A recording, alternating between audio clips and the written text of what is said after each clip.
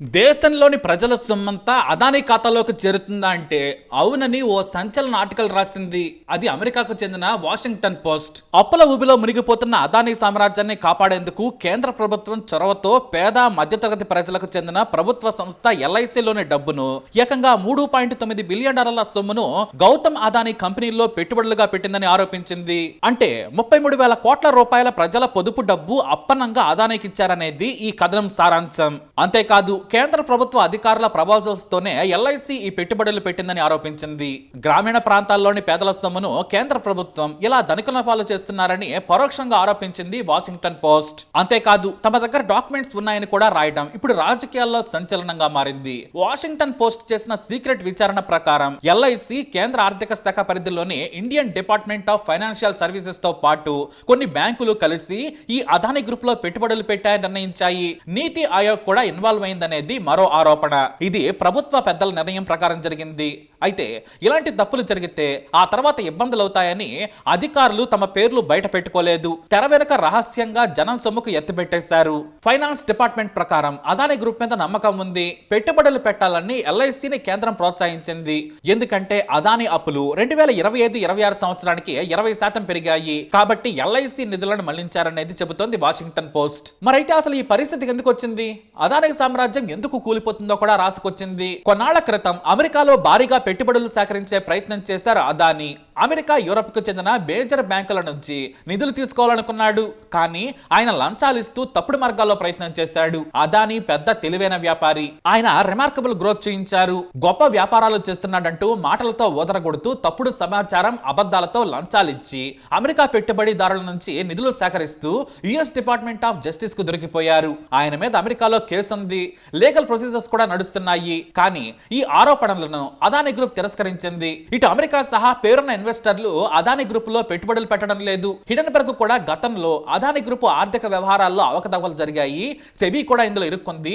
కానీ తమ విచారణలో ఎలాంటి తప్పుడు లావాదేవీలు, చట్టాల ఉల్లంఘనలు జరిగినట్లు తేలలేదని ఆ తర్వాత సెబీ ప్రకటించింది. వీటన్నింటి వలన అదానీ గ్రూప్ కి పెట్టుబడులు రావడం లేదు. అంతర్జాతీయ పరిస్థితులు, ఇతర కారణాల వల్ల ఆయా వ్యాపారాల్లో నష్టాలతో అప్పులు పెరిగాయి.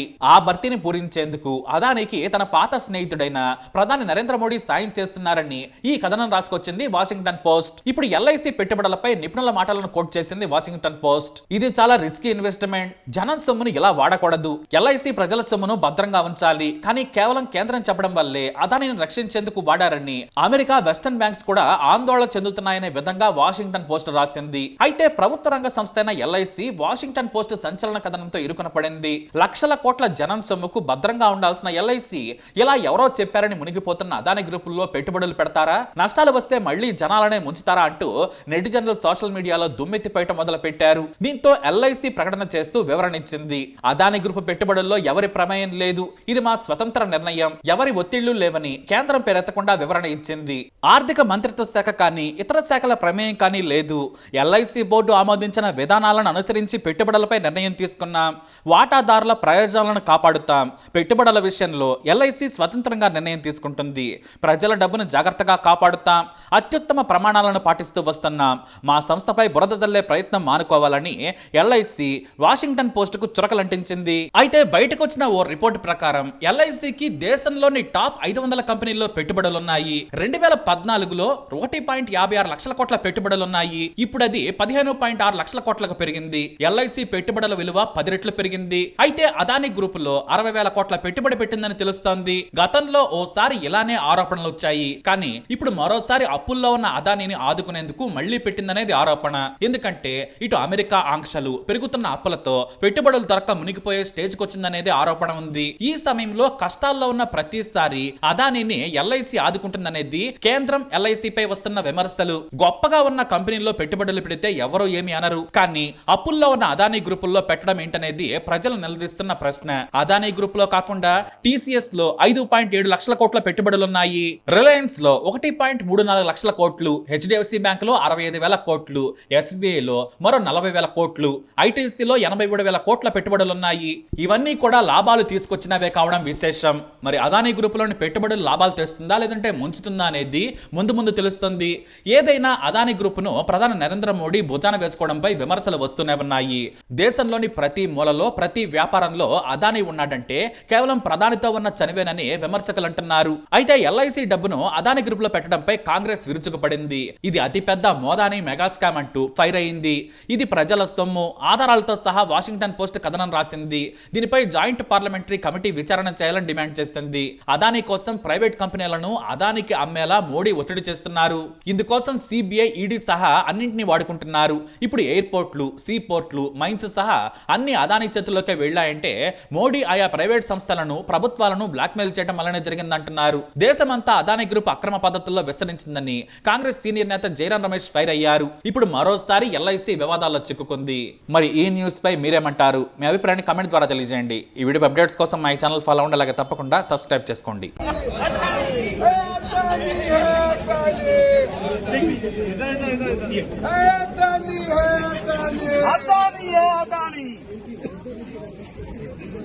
आपने कहा कि हम बहुत दिनों से ये अदानी जी का मुद्दा उठा रहे हैं और आपने कहा कि कुछ हो नहीं रहा है, और मैं इसको हिंदी में दोहराना चाहता हूं, ये गलत है।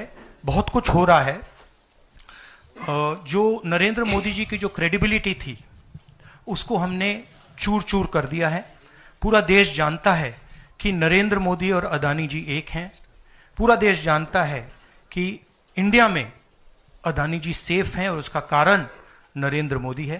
और आप ये मत सोचिए कि हम इस बात को छोड़ देंगे। हम आस्ते आस्ते आस्ते आस्ते देश को ये पूरा का पूरा नेटवर्क दिखा देंगे। ये कौन लोग हैं, कहां बैठे हैं, किस किस स्ट्रक्चर में बैठे हैं। माधवी बुच हमारा पहला उदाहरण था। हमने दिखाया कि माधवी बुच ने अपना काम नहीं किया, उसका कारण था, उसका कारण भ्रष्टाचार था, उसका कारण कॉन्फ्लिक्ट ऑफ इंटरेस्ट था। हमने दिखाया, उनको हटाया नहीं गया है। बट देश जानता है और हिंदुस्तान का हर रिटेल इन्वेस्टर जानता है कि Madhabi Buch is corrupt and Madhabi Buch is protecting mister Adani. Rahul ji, आप मानव श्रृंखला बनाया आज आपने। आप अपना ही इन्वेस्टिगेशन कराओगे? कभी आप करा सकते हो अपना इन्वेस्टिगेशन? इसलिए नहीं होगा। मोदी जी अदानी जी का इन्वेस्टिगेशन नहीं करा सकते क्योंकि अगर वो कराएंगे तो वो अपना ही इन्वेस्टिगेशन कराएंगे।